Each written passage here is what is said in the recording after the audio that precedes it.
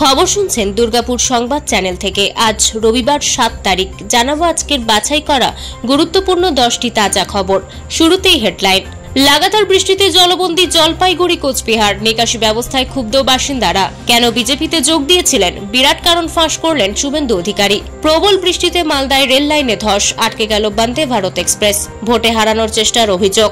বাঁকুড়ায় 3 নেতাকে সাসপেন্ড করল তৃণমূল। ভোট লুট করে উপনির্বাচনে জিততে চাইছেন মমতা, শুভেন্দু। রথযাত্রার সকালেই দুর্যোগ, বজ্র বিদ্যুৎ সহ ভারী বৃষ্টির আশঙ্কা। আজকে কেমন থাকবে আবহাওয়া? গুজরাটে বিজেপিকে হারানোর ডাক রাহুলের। মমতাকে বাড়তি আক্রমণ, লক্ষ্মীর ভান্ডারকে ভিক্ষা বলা ভুল হয়েছে, কেন্দ্রীয় কমিটির ধমক সেলিমদের। নবান্ন থেকে ফোন এসেছিল, বাগদা উপনির্বাচনের আগে বিস্ফোরক শুভেন্দু।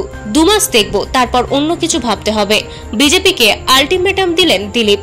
মুসলিমদের যা ঐক্য, তাতে কেউ দমাতে পারবে না, ফিরহাদের কথা নিয়ে তোপ সুকান্তের। প্রতিদিন নিয়মিত সঠিক খবর শোনার জন্য দুর্গাপুর সংবাদ চ্যানেলটিকে সাবস্ক্রাইব করুন।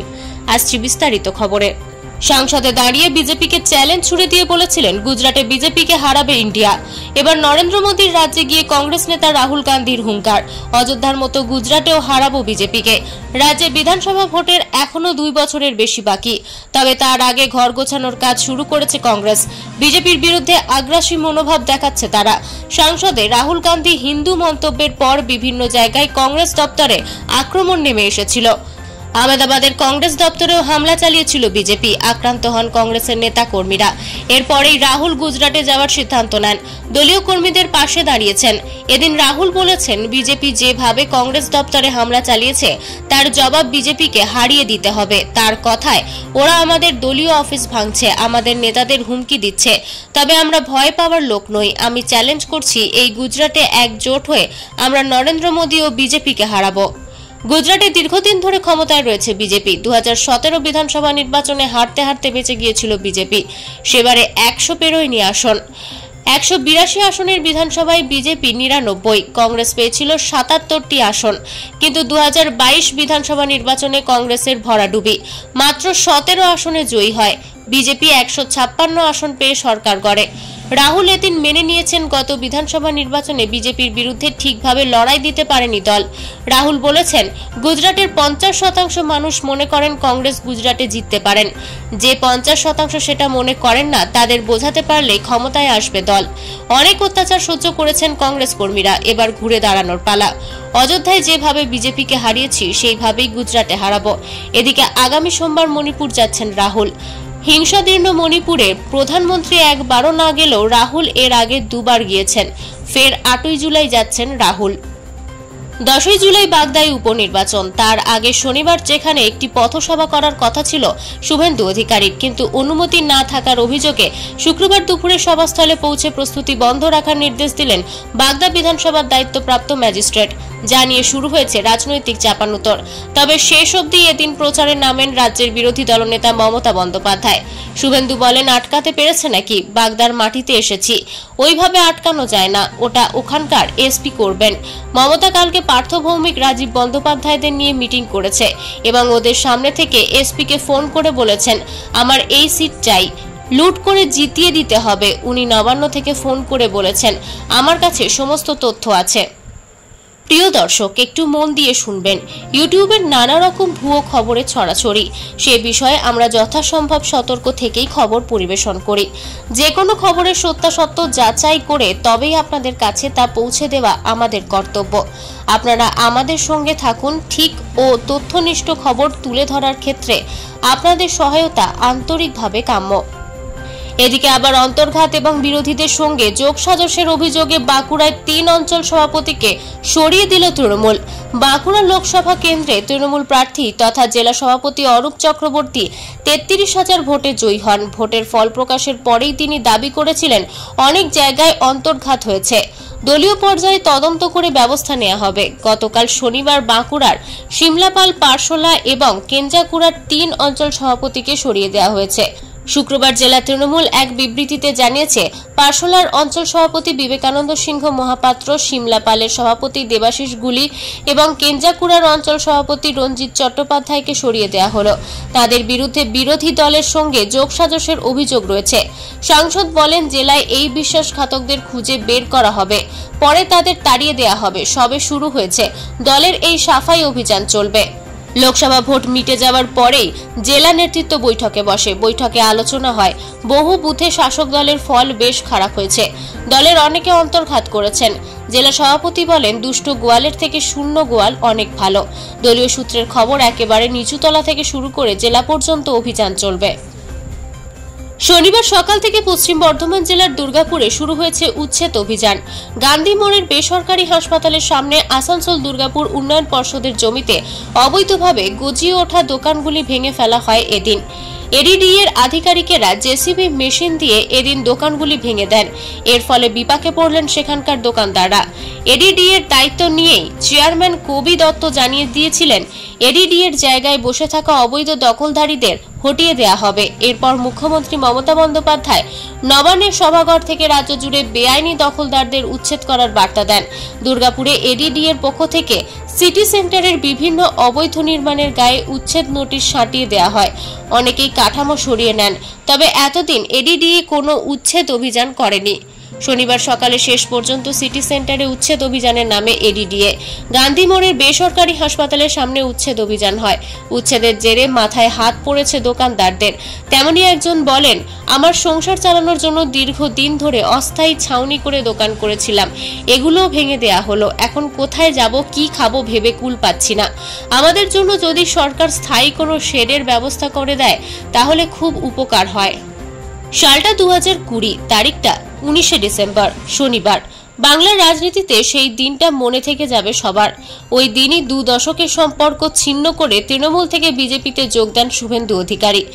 মেদিনীপুর কলেজ মাঠে কেন্দ্রীয় স্বরাষ্ট্রমন্ত্রী অমিত শাহর বিশাল জনসভায় আনুষ্ঠানিকভাবে দলীয় পতাকা হাতে নিয়ে গেরুয়া শিবিরে নাম লেখান তিনি। তারপর কেটে গিয়েছে প্রায় 3.5 বছর। কেন তৃণমূল ত্যাগ করেছেন তা নিয়ে বহুবারই মুখ খুলেছেন শুভেন্দু অধিকারী।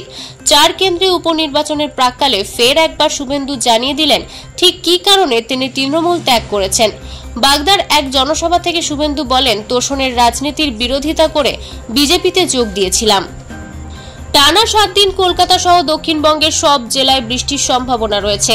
উত্তরবঙ্গের জেলাগুলিতে ভারী বৃষ্টির সতর্কতা জারি করা হয়েছে। আলিপুর আবহাওয়া দপ্তর জানিয়েছে, শনিবার থেকে 12 জুলাই পর্যন্ত কলকাতা সহ দক্ষিণবঙ্গের একাধিক জেলায় বজ্র বিদ্যুৎ সহ বৃষ্টির সম্ভাবনা রয়েছে। পাশাপাশি আজ রবিবার রথের দিন উত্তরে ভারী বৃষ্টির সম্ভাবনা রয়েছে। বৃষ্টি অসুর বাধা হবে জগন্নাথের রথযাত্রায়, এমনটাই আশঙ্কা হাওয়া অফিসের।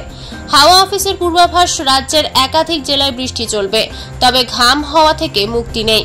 অর্থাৎ বৃষ্টি হলেও স্বস্তি মিলছে না, বৃষ্টি না হলে আর্দ্রতাজনিত অস্বস্তি বাড়তেই থাকবে। ফের বজ্র বিদ্যুৎ সহ বৃষ্টির পূর্বাভাস দক্ষিণবঙ্গে। আগামী 5 দিনে বিক্ষিপ্ত বৃষ্টি ভরসা দক্ষিণবঙ্গের। আংশিক মেঘলা আকাশ দেখা মিলবে প্রায় প্রতিটা জেলাতে। এদিকে আজ রবিবার ভারী বর্ষণের আশঙ্কা উত্তরবঙ্গেও।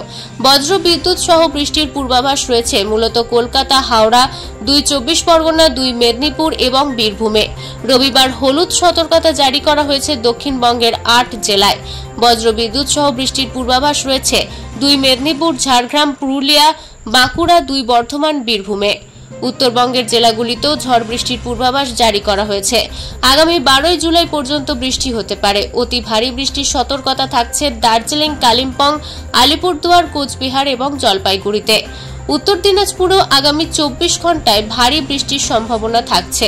বুধবার থেকে ফের উত্তরবঙ্গের একাধিক জেলায় জারি কমলা সতর্কতা। তিস্তা এবং জেলার অন্যান্য নদীর জলস্তর বাড়ছে।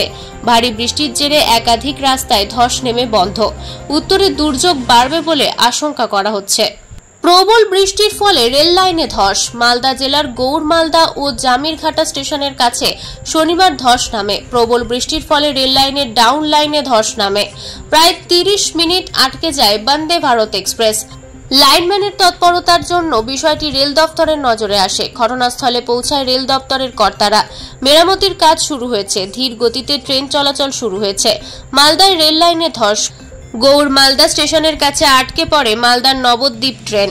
এদিকে কয়েক ঘন্টার বৃষ্টিতে ডুবল মালদা শহর। শহরের একাধিক রাস্তাঘাট জলমগ্ন মালদা মেডিকেল কলেজ হাসপাতাল চত্বর। অন্যদিকে গত 3 দিন ধরে ব্যাপক ভাঙন শুরু হয়েছে মালদার রতুয়ার গঙ্গা নদীতে।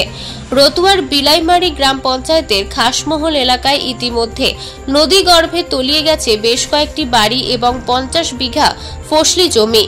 আতঙ্কে বাড়িঘর ভেঙে সরিয়ে নিচ্ছেন স্থানীয় বাসিন্দারা। পাহাড়ে প্রবল বৃষ্টিপাতের ফলে ফুঁসছে গঙ্গা। জলস্তর বেড়ে যাওয়ায় মরশুমের শুরুতেই ভাঙনে বিপর্যস্ত রতুয়া এলাকার মানুষ। এই খবর শুনছেন দুর্গাপুর সংবাদ চ্যানেল থেকে। গত বুধবার বাড়িতে পড়ে গিয়ে মাথায় গুরুতর চোট পেয়েছিলেন মুকুল রায়। তারপরই তাকে হাসপাতালে ভর্তি করা হয়েছিল। পরে তার অস্ত্রোপচারও হয়। এখন তাহলে কেমন আছেন বর্ষিয়ান এই নেতা, তা জানালেন ছেলে শুভ্রাংশু। এই মুহূর্তে কলকাতার এক বেসরকারি হাসপাতালে ভর্তি মুকুল রায়। গত বৃহস্পতিবার পর্যন্ত তিনি ভেন্টিলেশনে ছিলেন, তবে এখন তাকে আইসিইউতে রাখা হয়েছে বলে জানিয়েছেন শুভ্রাংশু। শনিবার সংবাদ মাধ্যমে তিনি বলেন, বাবা আগের থেকে ভালো আছেন। অপারেশনের পর যে অবস্থায় ছিলেন তার থেকে এখন কিছুটা ভালো, অক্সিজেন সাপোর্টে আছে, আশঙ্কাজনক কিন্তু স্থিতিশীল। তিনি আশা করছেন আগামী কয়েকদিনে তার বাবা আরো সুস্থ হয়ে উঠবেন এবং তাকে বাড়ি নিয়ে যাওয়া যাবে। মুকুল রায়ের কি জ্ঞান ফিরেছে, এই প্রশ্নের উত্তরে শুভ্রাংশু জানান, বাবা ডাকলে সাড়া দিচ্ছেন, তবে কথা বলতে পারছেন না। চিকিৎসকরা ভীষণ চেষ্টা করছেন, চিকিৎসায় সাড়াও মিলছে। আশা করা হচ্ছে তিনি দ্রুত ভালো হয়ে উঠবেন, তবে যেহেতু ব্রেন অপারেশন তাই সময় দিতেই হবে। মাথায় গুরুতর চোট পাওয়ায় মুকুল রায়কে প্রথমে কল্যাণী হাসপাতালে নিয়ে যাওয়া হয়েছিল। সেখান থেকে তাকে বাইপাস সংলগ্ন একটি মাল্টি স্পেশালিটি হাসপাতালে নিয়ে গিয়ে ভর্তি করা হয়। তৃণমূল দলের তরফেও অনেকে তার বাবার শারীরিক অবস্থা সম্পর্কে খোঁজ নিয়েছেন বলে জানান মুকুল পুত্র। বলেন, সময়ে সময়ে দলের থেকে খোঁজ নেওয়া হচ্ছে। মুখ্যমন্ত্রী মমতা বন্দ্যোপাধ্যায় নিজে দেখতে আসবেন এমন কোনো খবর নেই, তবে তিনি অন্যান্য নেতাদের থেকে খবর নিয়েছেন। এমনকি বিজেপির তরফেও একাধিকজন মুকুল রায়ের খোঁজ নিয়েছেন বলে জানান শুভ্রাংশু। প্রসঙ্গত, খাতায় কলমে মুকুল এখনো বিজেপির বিধায়ক। উত্তরবঙ্গে লাগাতার বৃষ্টি হচ্ছে। বৃষ্টির জেরে জলমগ্ন জলপাইগুড়ি কোচবিহার। একাধিক এলাকা জলের তলায়, চরম ভোগান্তির শিকার বাসিন্দারা। ঘরে জল ঢুকে যাওয়ায় বাড়ি ছাড়ার উপক্রম। শহরের নিকাশি ব্যবস্থা নিয়ে একরাশ ক্ষোভ উগরে দিয়েছেন স্থানীয়রা। তাদের দাবি, প্রতি বছর এই সমস্যার মুখোমুখি হচ্ছেন। পাশাপাশি তিস্তা ও জলঢাকা নদীর জলস্তর বৃদ্ধি পাওয়ায় লাল সতর্কতা জারি করেছে সেচ দপ্তর, যা নিয়ে চিন্তায় রয়েছেন বাসিন্দারা। গত 24 ঘন্টায় জলপাইগুড়িতে 154 মিলিলিটার বৃষ্টি হয়েছে বলে জানিয়েছে আবহাওয়া দপ্তর। মহামায়াপাড়া, পান্ডাপাড়া, স্টেশন রোড সহ একাধিক এলাকায় জল দাঁড়িয়ে গিয়েছে। প্রায় হাঁটু সমান জলে বাজার ও প্রতিদিনের কাজ সারতে হচ্ছে বলে অভিযোগ বাসিন্দাদের। এদিকে করলা নদীর জলস্তর বেড়ে যাওয়ায় জল ঢুকেছে নদী তীরবর্তী পরেশ মিত্র কলোনি নিচমাঠ এলাকায়। তাতে ফের ঘর ছাড়ার উপক্রম বাসিন্দাদের। স্থানীয়দের অভিযোগ, প্রতি বছর নিয়ম মেনে বর্ষা আসে, তেমনভাবে তারাও জল যন্ত্রণার শিকার হন। বারবার স্থানীয় কাউন্সিলর থেকে পুরসভাকে সমস্যার কথা জানানো হলেও তার সমাধান করা হয়নি।